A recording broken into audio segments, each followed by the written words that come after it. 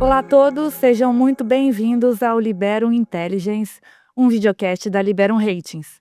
Aqui vamos falar sobre tendências de mercado, melhores práticas e tudo que envolve o universo da classificação de risco.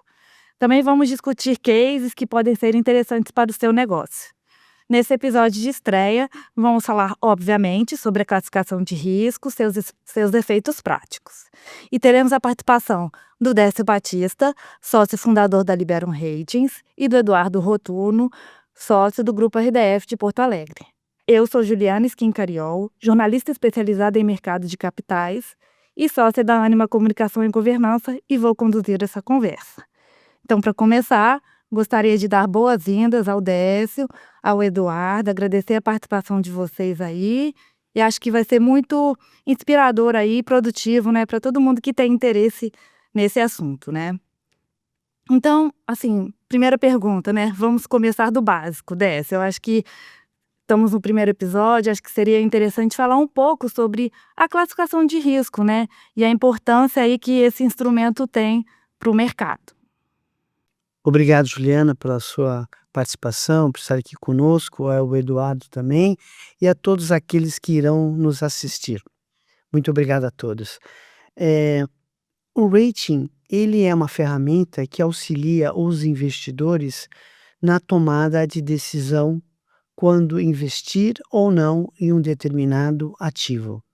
Um rating bem elaborado, como nós fazemos na Liberum Ratings já há 14 anos, eh, vai proporcionar ao investidor, fundamentos para auxiliá-lo nessa decisão. Porque o rating parte do princípio dos 4 olhos, onde o investidor analisa a operação e a agência de classificação de risco também o faz. Nós na Liberum Ratings, ah, estamos sempre preocupados com os investidores e com os emissores. O relatório de rating, no nosso caso da Liberum Ratings, ele tem uma abordagem holística, onde nós olhamos aspectos quantitativos e qualitativos. E nós sempre buscamos dar fundamentos para que possam auxiliar tanto o investidor quanto o emissor, no caso do investidor, a ter todas as informações que ele necessita para tomar a decisão, e ao investidor e ao emissor, né, que é o caso do Eduardo, do grupo RDF, ter uma medida para que ele possa proporcionar melhoras no seu dia a dia da operação. Então esse é o trabalho do rating. Fornecer aos investidores uma informação de qualidade precisa para que o auxilie na tomada de decisão. Esse é o trabalho do rating.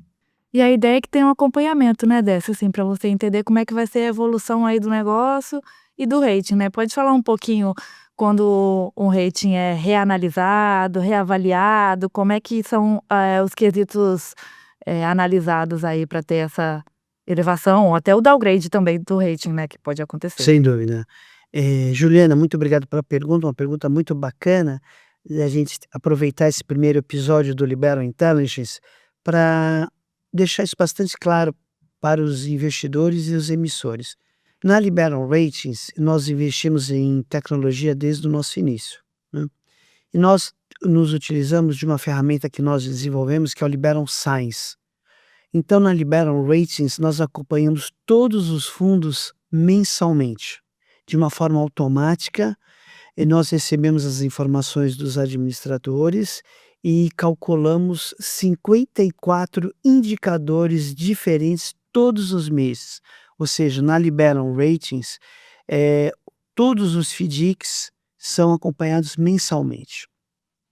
E com base nisso, nós vamos atribuindo os relatórios trimestralmente. Então os fundos são acompanhados mensalmente e os relatórios são emitidos a cada trimestre. O rating ele pode ser mantido, ele pode ser elevado ou ele pode ser rebaixado.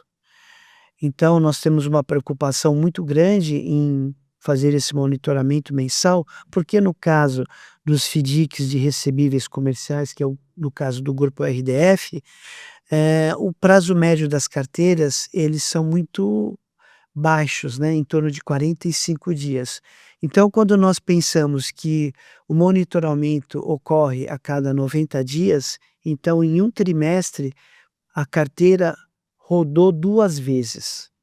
Então é muito importante para nós e para os investidores e emissores que esse monitoramento ocorra mensalmente, porque um dos grandes desafios quando eu e o Maurício Bassi fundamos a Liberum Ratings lá em 2011, que faz tempo pra chuchu, o nosso principal objetivo era ser proativo e não reativo. E para a gente ser proativo, é necessário acompanhar os FDICs todos os meses, de uma forma bastante, assim, ativa, para e passo.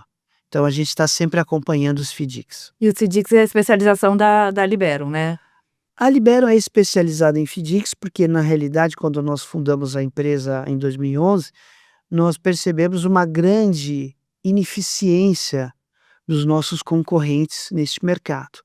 Então nós procuramos justamente suprir essas deficiências, estando ao lado dos investidores e dos emissores, de uma forma independente, né, dando boa informação de qualidade para os investidores e fazendo um trabalho justo para os emissores, né, porque o rating, ele é uma análise impessoal, né, e a gente busca sempre ser justo, e nós sempre dissemos lá para todo mundo que trabalha conosco, que o rating mais importante é o primeiro rating. Nós não podemos errar. Nós temos compromisso com os investidores de não errar o rating. Então a gente procura fazer um trabalho com muita qualidade. No nosso dia a dia, o rating ele é feito baseado em 3 pilares: o regulamento, justamente a qualidade da carteira e a qualidade do consultor de crédito, que é o Eduardo, que está aqui conosco hoje, do gestor, do administrador e do custodiante. Então nós baseamos a nossa análise sempre em 3 aspectos: no regulamento, na qualidade da carteira e na qualidade do consultor de crédito, né, e dos demais participantes. Esse é o nosso desafio diário. E acho que estamos fazendo bem, né, porque hoje, quando nós conversamos com os investidores, nós percebemos a credibilidade e a autoridade que a Liberum Ratings tem nesse mercado. Não quer dizer que nós não façamos ratings de debêntures, CRI, CRA, FIAGROS, mas porque também nos últimos anos as operações de CRI e de CRA tiveram uma redução substancial nesse mercado. Mas tem muito mais coisa para fazer e para crescer ainda.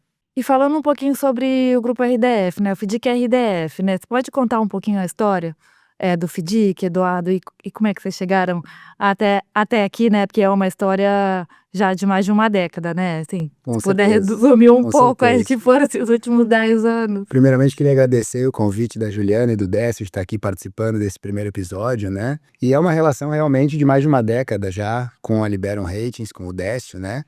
O grupo RDF nasceu em 2012, na verdade, e como muitos participantes desse mercado, nasceu como uma securitizadora, não como um FDIC, né? Para começar menor, aprender o mercado e depois conseguir expandir, né? A RDF tem como sócio fundador eu e meu pai, Rogério Rotuno, que vem de uma carreira bancária de muitos anos e que traz toda a experiência e bagagem que nos fez começar nesse mercado, né? E o grande motivo de termos nos tornado FDIC já em 2014, né, um ano e meio após a fundação, pois começamos 22 de maio de 2012 a primeira operação na securitizadora. E em 1º de outubro de 2014, pagamos a primeira operação via FDIC. Era exatamente a necessidade de captarmos recursos de investidores. Tínhamos mais negócios para fazer do que caixa na securitizadora. E na securitizadora é uma captação muito mais difícil pela falta, inclusive, de transparência, credibilidade que o FDIC nos traz e principalmente por estar sendo avaliado por uma agência de rating, né? Uma empresa qualificada como é a Liberum, de mercado, né? Com sócios experientes. Então foi a nossa decisão desde a constituição do fundo. A Liberum nos acompanha desde o dia 1. Na verdade, falo que antes do dia 1, né? Porque antes de pagar a primeira operação veio a constituição de regulamento, né? Veio toda essa discussão de como iríamos começar o fundo. E aí isso foi muito benéfico, né? O primeiro rating, eu me lembro que discutimos bastante, porque não há histórico para ser avaliado ainda da carteira, né? É muito sobre a qualidade do consultor, a experiência prévia, o que o regulamento permite fazer, para dar exatamente essa transparência para o investidor fazer o investimento, aplicar o seu recurso, sabedor do que estará sendo feito ali, né? E o nosso rating inicial aí foi um rating que foi bacana para nós, porque nos trouxe uma credibilidade que nós não tínhamos na securitizadora. E a partir do início das operações do fundo que a gente conseguiu alavancar, né, alavancar recursos com os investidores e fazer com que a nossa operação crescesse. É como se fosse uma chancela, assim, de um terceiro, né? Perfeito. Que tá te dando esse aval aí pro mercado, né? Uma coisa sou eu falar sobre o meu próprio negócio, né? Muito dificilmente eu vou conseguir entender todas as variáveis que ali estão pelo apego, né? Pela emoção que todo empresário tem junto ao seu negócio, né? Então é um terceiro qualificado com essas todas as variáveis que o Décio mencionou, avaliando a qualidade da nossa operação. Qual que foi a primeira nota de vocês? A primeira foi 3B. Começamos com 3B. Quer falar um pouco sobre essa sopa de letrinhas aí, Décio? O que significa esse 3B aí? Onde que pode chegar? Até onde pode chegar um rate? É uma sopa de letrinhas e tanto, né? O 3Bs é o primeiro degrau do baixo risco de crédito. Então, quando o FDIC e RDF começou já no patamar de baixo risco de crédito. E eu acho que é importante a gente ressaltar que nessa sopa de letrinhas, 3Bs, A, 2As e 3As. Hoje o fundo RDF se encontra em 2As, que é um risco de crédito muito baixo. E eu acho Demonstra que uma melhora, né? houve uma melhora substancial. Mas como a gente percebe essa melhora? Você viu como o Eduardo falou de uma forma humilde? Não adianta eu falar a respeito do meu negócio. Um terceiro independente, ele tem que falar. E você colocou, é uma chancela. O rating é uma chancela, onde nós estamos verificando tudo aquilo que eu já falei anteriormente, de uma forma independente e clara, e deixando o investidor, assim, com um norte, com uma direção. Então, se você vê, o trabalho da Liberum Ratings é o trabalho de indicar um caminho. A decisão é do investidor, investir ou não. Mas nós indicamos, olha, este é um caminho seguro. Quando você está no baixo risco de crédito, você está em águas que você pode navegar. E isso pode ficar cada vez mais tranquilo, que é o status atual do rating do RDF, AA. Então, mas você vê a forma humilde como o Eduardo se referiu a isso, né? Um terceiro dando uma opinião, nós começamos com 3Bs, e a nota está em 2As porque o FDIC RDF, o grupo RDF, fez por merecer. Eles foram galgando cada um desses degraus, dia a dia, porque a construção ela é diária. Ela não são grandes saltos. Ele foi captando recursos que ele não tinha, eles tinham a vontade e a determinação de realizar um bom trabalho, receberam os recursos dos investidores através do primeiro rating, né, 3Bs, e foram trabalhando, assim, é uma regularidade, e isso acontece dia a dia, dia a dia. Agora, só consegue isso quem tem determinação, humildade. Quando eu falo humildade, porque quando você erra, você aprende muito mais com os erros do que com os acertos. Tenho certeza que ao longo dessa jornada, o Rogério, o Eduardo, cometeram alguns equívocos. Mas eles aprenderam muito mais, Com certeza. como todos nós seres humanos. O desafio deles é aprender. E se eles não tivessem aprendido, eles não teriam o 2As que eles têm hoje. Como é que foi essa evolução, Eduardo? Quer contar um pouco, assim? Porque essa relação de vocês, né, como o Décio falou, é super importante, né? Eu queria que você falasse um pouco como é que isso impactou vocês aí ao longo do ano até chegar no AA, né, que foi obtido no ano passado. Perfeito. O AA, que a gente já mencionou, veio no mesmo momento que a gente completou 10 anos de avaliação junto à Liberum, né? O nosso FDIC fechou em 30 de setembro do ano passado, 10 anos de operação via fundo, né? E a evolução, como o Décio falou, ela é lenta. Ela não é uma coisa rápida, né? Porque precisa de histórico, precisa, né, de consistência. É uma coisa que se constrói realmente dia após dia, mês após mês, né? E nesse mercado brasileiro de crédito, né, as variáveis são muitas, né? Então, nesses 10 anos, lembro de episódios importantes que aconteceram, né? Trocas de governo que sempre trazem instabilidade, greve de caminhoneiros em 2018, né? Pandemia em 2020. Ano passado aqui no estado tivemos um evento importante no Rio Grande do Sul, que foram as cheias, as enchentes, né? Isso tudo faz com que a gente tenha que ser resiliente e competente, né, para enfrentar essas dificuldades.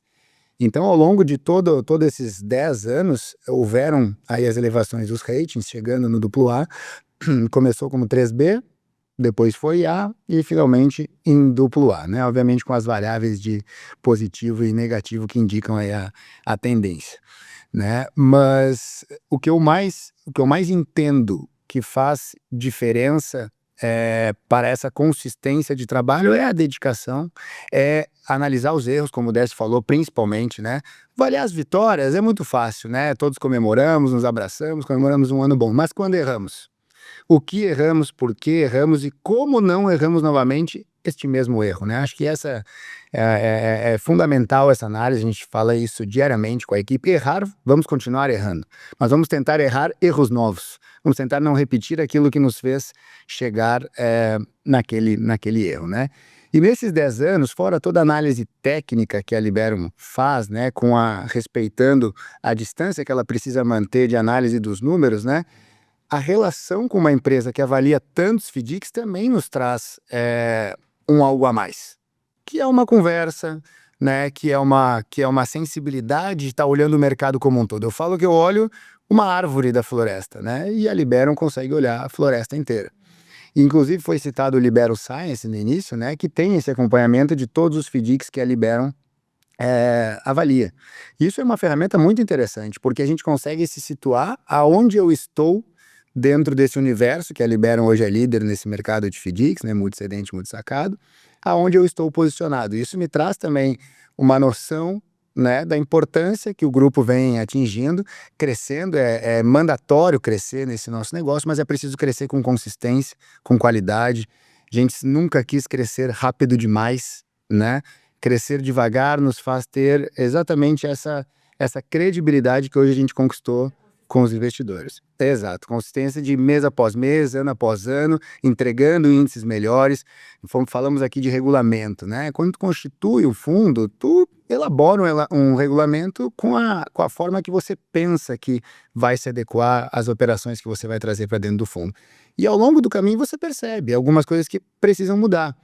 E a gente lembra de algumas vezes, que em conversas nós enxugamos o regulamento, em termos de concentração de excedente, concentração de sacado, prazo médio de carteira. Isso faz com que também eu traga mais segurança para o investidor. Porque uma coisa é o que eu estou fazendo, outra coisa é o que eu posso fazer no regulamento, né? Isso mesmo, bem Então, lembrado. me lembro muito bem de uma conversa contigo que eu disse, pô, Décio, mas a minha concentração está menor do que está no regulamento. Falei, mas você pode fazer aquilo ali. Então, no momento que você pode, então por que você não reduz o regulamento, né? Aperta e traz mais pulverização, menor prazo médio, né? Isso tudo faz com que contribua também para a elevação do rating. Acho que essas conversas que tivemos, né, ao longo dos 10 anos, né, nos momentos de crise, nos momentos de buscar um rating melhor, né, os conselhos e a visão da Liberum e do Décio foram muito importantes também. E aí, quando chegou o AA, eu acho que o Décio mostrou para você que vocês estavam fazendo parte de uma minoria, né? Como se fosse quase um topo da pirâmide ali dos ratings, né? Queria que vocês contassem um pouco como é que foram as conversas e como é que foi a orientação, né? Que eu acho que o Décio te mostrou um caminho ali de negociação com os investidores, né? Que vocês iam conseguir chegar num lugar bom aí para vocês, né? Perfeito. Bom, quando o grupo RDF chegou no AA, eu entrei em contato com o Eduardo. Eduardo, se eu falar alguma besteira, você me corrige, por favor. Eu falei, Eduardo, olha só, você está num grupo seleto, porque AA aqui na Liberum são apenas 5 ou 6 fundos que têm essa nota. Do universo de 234. É o creme de la creme. Eu não sei falar francês direito, mas deve ser isso, né? Então, eu falei, Eduardo, você está no topo. Você precisa divulgar e abordar os investidores de uma outra forma, porque isso é para poucos. Isso é fruto de um trabalho ao longo de uma década do Eduardo e do Rogério, grande Rogério. Então, assim, eu até me lembro do primeiro dia que vocês foram lá no escritório, faz tempo Faz isso, tempo. faz tempo. Mas assim, é o trabalho de uma década, de um esforço contínuo, diário.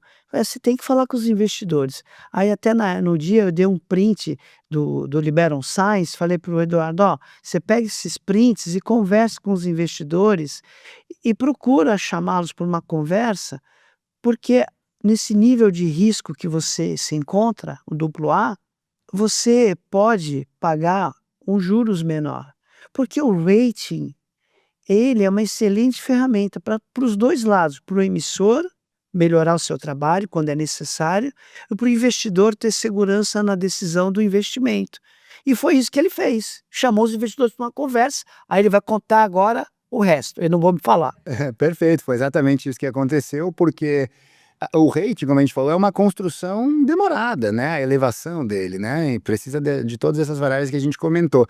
Ao ver o duplo A, né, no ano passado, foi realmente uma grata surpresa, né? Comemoramos aí esse atingimento, né? Mas não tínhamos noção completa dessa estatística de 5, 6 fundos num universo de mais de 200 apenas terem essa nota. E aí, quando o Décio me ligou e comunicou isso, né? Essa importância de onde havíamos chegado, né? E é muito importante também dizer o seguinte: nós estamos duplo A, né? Nós não somos duplo A eternamente. Se a gente, porventura, mudar o perfil de crédito, não apresentar esse trabalho consistente que a gente veio fazendo, a Libero vai nos avaliar e possivelmente vai rebaixar a nossa avaliação de rating, né? Então, acho que essa consciência também dos fundos, dos participantes, do emissor, né? É importante saber que estamos duplo A, né? Bom, a partir daquele momento e com essa informação dos 5, 6 fundos, né, inclusive usando o Liberum Science, nós percebemos outra coisa, né, que desses 5 ou 6 fundos, o RDF era o mais pulverizado em termos de número de cedentes, né, distribuição do risco da carteira, e também o que apresentava resultado mais consistente em cotas subordinadas júnior, né? Então a gente chamamos os investidores institucionais, né, os maiores investidores que a gente tem, que são assets, são family offices, são gestoras de investimento, empresas também muito capacitadas para fazer a avaliação, né, dos ativos que eles estão investindo, e apresentamos, né, por A mais B, que o risco havia diminuído consideravelmente ao longo dessa trajetória, e com isso fazia sentido pagarmos um prêmio menor ao investidor, né? Baixo risco, baixo prêmio. Aumenta o risco, aumenta o prêmio. Isso é uma regra de mercado muito antiga, né? Então, foi assim uma unanimidade por parte dos investidores, absolutamente nenhum se negou a aceitar essa redução do custo de captação, que para nós é muito importante, ainda mais no momento de elevação de Selic que estamos vivendo, né? Que ainda não sabemos aonde ela vai chegar, mas que tem aumentado constantemente. E o custo financeiro dos FDICs é muito importante ser administrado, né? Então, esse trabalho que a Liberum faz conosco há 10 anos e ter alcançado esse duplo A e ter conseguido ter dimensionamento da importância desse duplo A nos conseguiu também trazer um grande benefício para a nossa operação, que foi uma redução no custo de captação. E aí, na prática, você teve até um ganho aí para poder pagar custo, né, do seu escritório. Conta um pouco aí dessa aplicação prática, né? Porque às Claro. vezes quem está de fora parece tão teórico, né? Que Sim. ver a aplicação no dia a dia é importante, assim, para Com quem está certeza. interessado nesse tema, né? Com certeza. Ano passado foi um ano de diversas conquistas, né? E uma delas foi que neste momento estávamos planejando uma mudança de escritório, né? Que é uma coisa sempre bastante analisada, pensada, né? Obviamente para o conforto dos colaboradores, né? Da equipe como um todo, mas é algo que não é tão simples de fazer, né? Demanda custo, demanda tempo, investimento, né? Uma série de coisas. E aí naquele momento nós estávamos decidindo mudar para um espaço que é mais de 2 vezes maior onde nos encontrávamos, né? E a nossa conta ali foi, puta, essa redução, né, do custo de captação me permite mudar e sobrar um pouquinho ainda, né? Então é uma conta de mais e menos, né? Qualquer negócio é a gestão dos seus custos e das suas despesas, né? Então reduzir uma despesa e conseguir entregar algo melhor para os nossos colaboradores, que são quem produzem nosso resultado no fim do dia, né? E teu investidor está mais tranquilo, sabendo exatamente qual que é o perfil do risco dele quando ele está alocando no teu fundo, né? Ah, com certeza, com certeza. Eu vejo que principalmente os grandes investidores, né, essas empresas especializadas também, levam muito em conta a avaliação do rating, né? A necessidade de se ter o rating, né? E principalmente essa nota que chegamos. Com certeza traz mais tranquilidade para eles. E chegar num ponto desse, né, de poder ter esse tipo de negociação, considerando o perfil do fundo, condição de mercado que vocês também vão avaliar, assim, é um trabalho de construção, né? Não é o tempo todo que a gente vê um exemplo desse, assim, por exemplo, no mercado, né? Ou eu tô errada, assim, como é que... Não, você não está errada. A construção, como o Eduardo disse, eles estão duplo A, mas eles chegaram no topo e para eles continuarem no topo, esse trabalho tem que continuar com a mesma qualidade, com a mesma humildade, perseverança e uma palavra-chave, né, a resiliência. Porque no nosso mercado de financeiro brasileiro, é um mercado para poucos. E chegar num duplo A, passando por tudo que eles passaram, né, mudanças de governo, greve de caminhoneiro que foi complicadíssima, a pandemia, né, agora essa catástrofe humanitária que o estado do Rio Grande do Sul sofreu, e a gente vê que o resultado, foi sim surpreendente, foi muito bom. Então não é fácil operar no nosso mercado, é para poucos e com esse grau de risco é ainda menor. É realmente, assim, é a coroação de um trabalho que começou lá atrás. E a persistência, a resiliência, a humildade, perseverança e que trouxe esse resultado. E é uma percepção, assim, concreta do mercado, né, com a melhora desse rating, né, assim, já que foi unânime a negociação, então foi uma coisa bem perceptível, assim, por todo mundo, né. O rating ele é bem tangível, e o exemplo aqui do RDF é assim, é muito interessante, porque a gente sai do campo das ideias e consegue o Eduardo conseguiu, demonstrar de uma forma muito pragmática que o rating, ele é muito tangível e tem um efeito positivo no emissor, no fundo, né, que conseguiu essa redução de custo, que foi capaz de pagar o aluguel de um ano inteiro e mais alguma coisinha. Mas quem conseguiu isso foi o grupo RDF, com seu esforço e competência. Nós só mostramos ao mercado que o risco é um novo patamar de risco, é um duplo A. Então, eles fizeram um trabalho e nós apontamos. E aí agora no momento, mudando um pouquinho de assunto, falando um pouquinho sobre regras de mercado, né, que a gente tem a Comissão de Valores Imobiliários, que regula todo os fundos de investimento, incluindo os FDICs, e a gente tem uma resolução 175 que trouxe mudanças aí com relação inclusive ao rating, né, e também o acesso de pessoas, físicas, né, ao mercado de varejo aí. Queria que você falasse um pouquinho sobre essas implicações dessas, como é que isso, implica o mercado de FDICs e como é que chega até vocês na Liberum também. Ótima questão. A CVM, com a implementação da resolução 175, ela foi muito sábia, porque ela trouxe um novo agente ao mercado de FDICs, que são as pessoas físicas, que até então estavam fora dessa festa, né. Somente os investidores profissionais e qualificados tinham oportunidade de investir em FDICs. E agora todos nós poderemos investir em FDIC. E o Eduardo acabou de falar dos momentos difíceis pelos quais eles passaram, mudanças de governo, pandemia, greve de caminhoneiro, enchente aqui no Rio Grande do Sul, e os FDICs foram o quê? Foram resilientes, muito resilientes. Nós fizemos um estudo lá na Liberum Ratings, através do Liberum Science, que no período de pandemia, eh, os FDICs só tiveram um mês de rentabilidade negativa na cota subordinada júnior. Em 24 meses, apenas um mês. Então, quando a CVM traz investidor pessoa física para participar do mundo de FDICs, ela foi muito sábia. Ela está dando oportunidade aos investidores pessoas físicas, nós podemos dizer, até de fazer uma previdência privada. Você pode comprar cota de diversos fundos e investir em curto e médio e longo prazo para você ter uma rentabilidade. Então isso foi muito sábio. A resolução também tirou a obrigatoriedade dos ratings, como existe no mercado europeu e americano. Isso para investidor qualificado Qualificado e profissional. profissional. Mas o próprio Eduardo já comentou que os investidores qualificados e profissionais, eles querem um rating, porque é um bom instrumento que auxilia na tomada de decisão, né? E a gente viu que quando você tem rating, você se beneficia disso com um custo de captação menor. Quem não tem, vai ter que sempre pagar um custo de captação maior. Por quê? Porque o risco dele não é conhecido. E quando você não conhece o risco e você é um investidor, você pede um prêmio maior. Como eu não conheço o seu risco, eu vou te pedir um prêmio maior. Se eu conheço o risco, eu estou confortável em aceitar uma remuneração menor.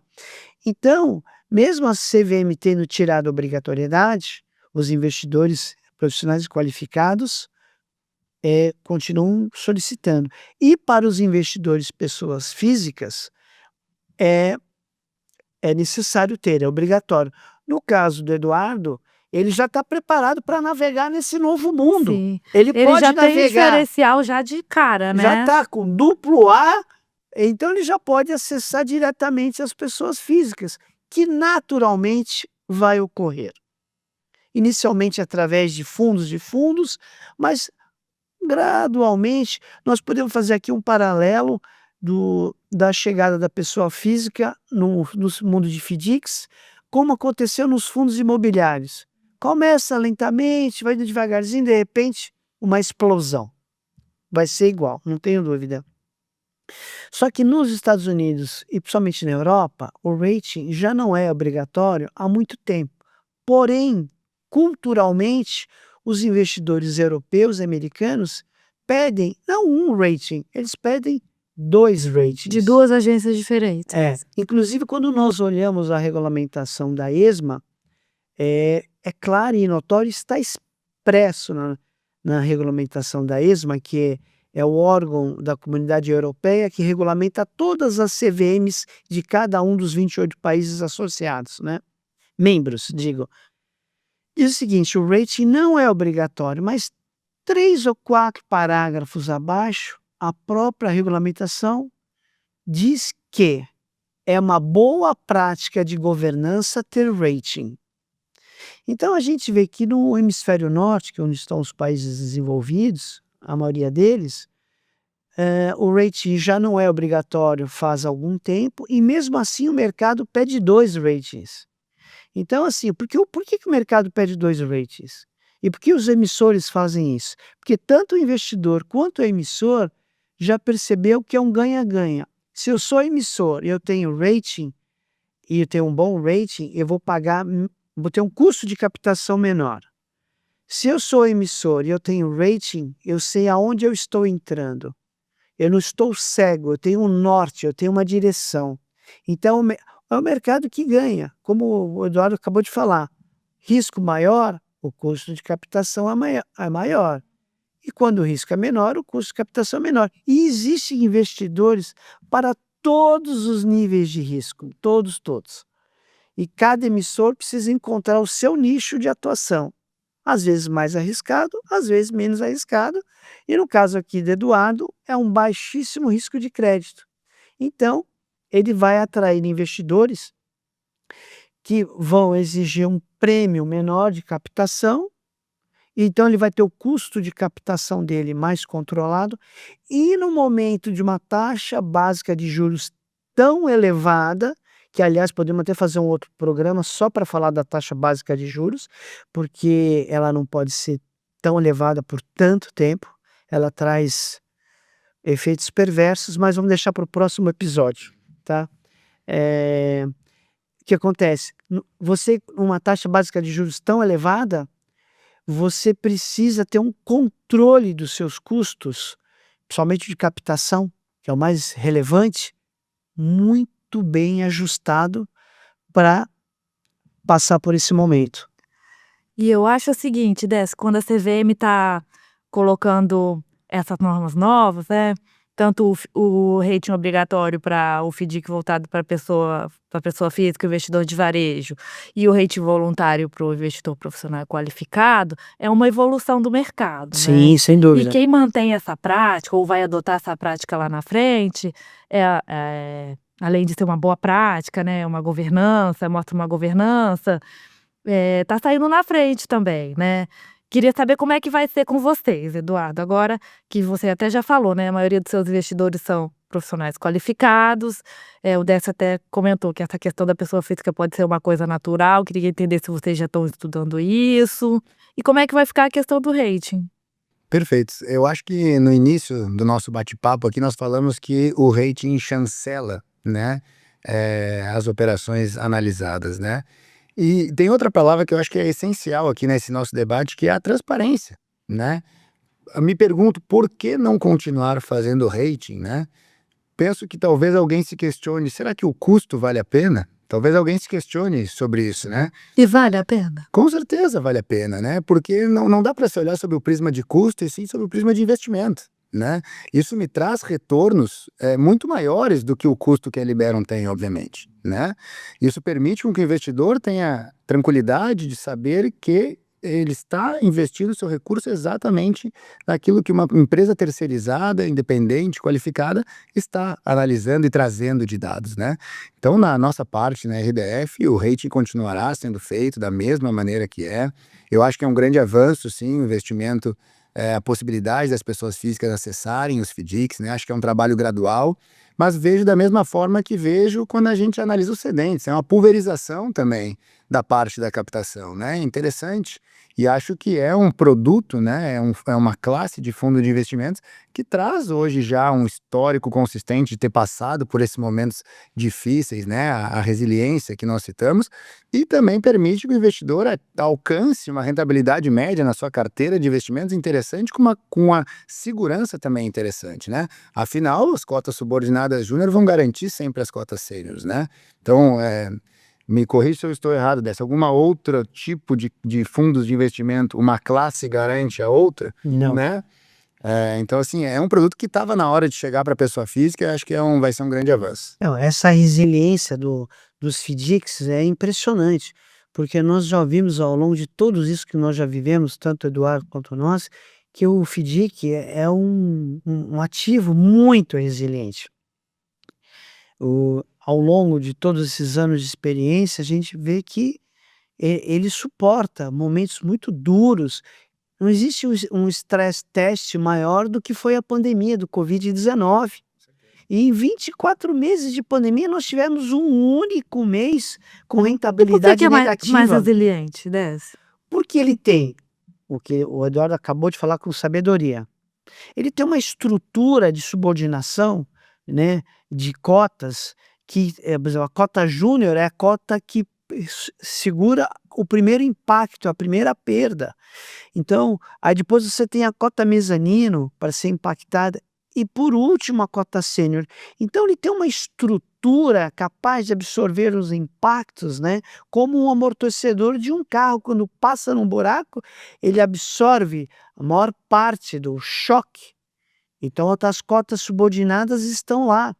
E a gente vê que os fundos, quando eles são saudáveis, o rendimento, como o Eduardo falou, através do gráfico do Liberal Science, ele pôde mostrar aos investidores que a rentabilidade mais consistente de todos os fundos e a maior era do RDF, ou seja, vai gerando uma gordura extra positiva, lógico, que vai deixando cada vez mais o investidor sênior seguro, porque você tem aquela regulamentação mínima, né, da cota subordinada júnior, mas os fundos bons eles vão crescendo além do mínimo regulamentar. Então vai deixando ainda mais seguro. Por isso que eu falo para vocês que para a pessoa física, o FDIC, né, ele se torna um instrumento de previdência privada, muito acessível, e ele pode sacar de tempos em tempos quando ele precisar de recursos. E essas cotas subordinadas são o colchão de segurança para ele. Então, é muito importante. Assim, nos outros, por exemplo, quando a gente analisa uma debenture, é binário, ou ela paga ou ela não paga. Infelizmente, o nosso país viveu aí um escândalo, não vou agora mencionar o nome da companhia, onde essa debênture não foi paga. E na época eu conversei com alguns investidores e eu falei assim para eles o seguinte: se você tivesse investido em um FDIC pulverizado, como os de multicedente, multisacado ou recebíveis comerciais, você não estaria enfrentando esse problema hoje. E quando ocorreu esse problema com essa grande empresa, nós fomos verificar na nossa central de risco, que tem 14 bilhões. Essa empresa, ela representava 0,14% da base de 14 bilhões. Ou seja, nada. E ela estava em apenas 6 FDICs, dos quais tinham um volume de 19 milhões e 14 milhões foram pagos. Ou seja, qual foi o impacto dessa grande empresa no mercado de FDICs? Nenhum, zero. Porque é o segredo do qual que é? A pulverização. E agora a CVM, de uma forma muito sábia, com a resolução 175, vai permitir ao Eduardo e aos outros FDICs pulverizarem tanto os cedentes quanto os investidores. Vai poder pulverizar ativo e passivo. Eu queria aproveitar até uma deixa que o Eduardo deu a respeito do custo, Décia. Quanto que custa? Contratar um boa rating. pergunta, hein? Quanto custa a roupa, né? Assim, nós fizemos um estudo. Por que eu falo toda hora de estudo? Porque como a gente tem um banco de dados muito grande, a gente sempre pede para os nossos analistas, aliás, agradeço a eles também, porque se não fosse o nosso time, a gente não poderia fazer tudo que a gente faz. Nós fizemos um estudo considerando o FDIC com um PL médio de 100 milhões de reais. O custo do rating varia entre 0,16% a 0,25% da receita líquida da cota subordinada júnior. Às vezes um pouco mais, às vezes um pouco menos, não porque a gente cobra mais caro, a gente cobra um valor igual para todo mundo, porque dependendo do resultado da cota subordinada, mas é 0,16%, entre 0,16% a 0,25% da receita líquida anual da cota subordinada júnior. Então, assim, o custo do rating não vai impactar na sua rentabilidade, isso eu posso garantir. Frente a todos os benefícios, Frente aos principalmente, benefícios que né? ele tem, redução de captação, a abertura de novos investidores, porque você está aberto para novos investidores quando você tem rating. Quando você não tem rating, é mais ou menos o que o Eduardo falou, na captação da securitizadora. É muito mais difícil. E até fazer um comentário sobre isso, porque a nossa dor lá atrás, que era a captação, né, quando a gente migrou de securitizadora para fundo, hoje, na verdade, não é mais um problema, né? Com o histórico consistente, com a elevação do rating, com a permanência do rating sendo realizado, hoje a gente é demandado por investidores, né, que a gente hoje, inclusive, faz um trabalho de captação muito paulatino, né, para captar também na demanda necessária da nossa possibilidade de originação de ativos com qualidade e rentabilidade, né? Então a dor do passado hoje realmente não existe mais no que tange a captação. E agora, quais são os próximos planos, Eduardo? Elevar o rating, ampliar o escritório, o que vocês estão esperando para esse ano? Querem chegar, dá para chegar no grau de investimento, Décio? Como é Não, que... eles já estão num grau de investimento quase que máximo, né? Já. Eu acho que o nosso desafio é continuar realizando esse trabalho consistente, né? Crescendo de forma sólida, pulverizada, né? Não adianta crescer concentrando os ativos em poucos cedentes, né? Porque o momento de turbulência ele vai vir ano após ano no Brasil. Me desculpe, sempre tem um evento para a gente enfrentar, né? Então agora o nosso objetivo é sim continuar crescendo, é sim continuar demandando os investidores com novas captações, por isso a gente ampliou o escritório, ampliou a equipe, né?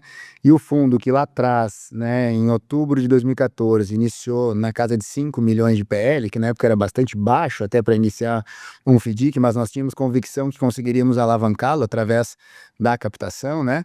E hoje está nesse nível de PL na casa de 350 milhões, né? Tem o objetivo aí de até o final de 2026 estar na casa de 500 milhões, que é um número bastante representativo.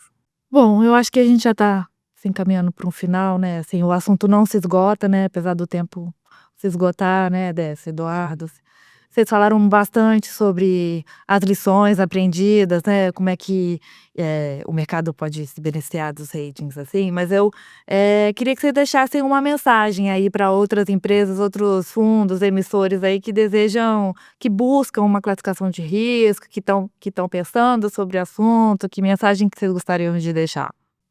Bom, eu aqui como empresa que elabora os ratings, eu quero deixar para as pessoas que querem fazer fundo, seguir a trajetória do RDF, começou com 5 milhões, hoje já tem 350, eu nem sei quantas vezes dá isso, mas dá muitas vezes, muitas e muitas vezes. Assim, o caminho, apesar de ser longo, ele tem muitas coisas boas. No nosso país, que é um país de muitas oportunidades e muitos desafios também, o mercado de FDICs ele só vai crescer. Nós temos que comparar o nosso mercado com o mercado europeu e americano. Nos Estados Unidos e na Europa, os FDICs têm outros nomes, são um pouco diferentes do nosso, mas é a mesma coisa no final do dia. Lá eles já estão na casa de 3, 4 trilhões. Nós aqui ainda não chegamos a R$ 1 trilhão em FDICs, mas eu acredito que nós iremos chegar, que este é um caminho natural. Nós até estamos lá na Libera, uma vez mais, fazendo um estudo sobre quando isso deverá ocorrer. Ainda não concluímos, eu já tenho aqui o meu palpite, mas não quero falar nada antes dos meninos lá e as meninas darem os números para a gente, assim, com um embasamento científico. O mercado só vai crescer, tem lugar para todo mundo, e o mercado é um mercado que vai crescer baseado em fundos profissionalizados, como é o RDF. Quem se profissionalizar e fazer um trabalho bem feito, com humildade, perseverança e foco, vai atingir resultados maravilhosos. Depende do seu esforço e nós, como agência de classificação de risco, ao longo do caminho, nós vamos percebendo e vamos atribuindo esses ratings e melhorando quando tem que melhorar e fazendo o nosso trabalho naqueles momentos difíceis. Mas assim, eu só vejo o mercado de crescimento porque as pequenas e médias empresas deste país precisam de capital de giro. E os FDICs, como o do Eduardo, mostraram a sua força e competência em dar crédito para essas empresas. Sem o mercado de FDICs, de recebíveis comerciais, nós não saberíamos dizer o que teria acontecido com essas empresas. Então, os FDICs, eles têm um papel social que a gente também não imagina, gigantesco. E aqui na enchente do Rio Grande do Sul, nós vimos a força e a solidariedade dessa indústria com o povo do Rio Grande do Sul, né, então foi um negócio muito bonito de se ver. Eu acho que o caminho é maravilhoso. Eu concordo plenamente com o Décio que os FDICs só têm a crescer, né, continuar essa descentralização do crédito no Brasil, né, é um caminho natural, é um caminho sem volta, né, com tudo o que vem acontecendo, agora as pessoas físicas podendo acessar os FDICs também, né, então acho que, e da nossa parte, como emissores, como participantes desse mercado, é continuar se profissionalizando, é melhorar os controles, investir em tecnologia, sem nunca esquecer das pessoas. Afinal, as pessoas nunca serão substituídas nesse nosso negócio, né? A presença física dos nossos clientes, né? A gente fala muito hoje de estar próximo do cliente, né? Relacionamento, a inteligência artificial, ela não substitui, né? Então, eu acho que é continuar elevando os níveis de governança, né? E para finalizar, assim, sobre a questão do fazer ou não fazer o hate, né? Eu me considero uma pessoa bastante direta, assim, no que eu falo, acho que o Décio vai concordar, né? Minha opinião, não há por que não fazer o hate. Não há por que não fazer. O Décio mostrou por A mais B aqui o impacto numa cota subordinada e que ele não é um impacto, né? Ele é uma rusguinha ali que te traz uma transparência, uma chancela, as palavras que a gente usou aqui hoje, que são muito importantes para o crescimento sustentável de cada operação. Bom, então, vamos encerrar por aqui, né, gostaria de agradecer ao Décio, ao Eduardo, foi muito produtivo, muito esclarecedor aí, espero que quem acompanhou, quem chegou até aqui agora tenha também aproveitado, se inspirado e, enfim, se você ficou interessado, acompanha a Liberum nas redes sociais e também tem muita informação no site da Liberum, que é www.liberumratings.com.br. Então, muito obrigada e até a próxima. Nós que agradecemos Muito obrigado. a oportunidade.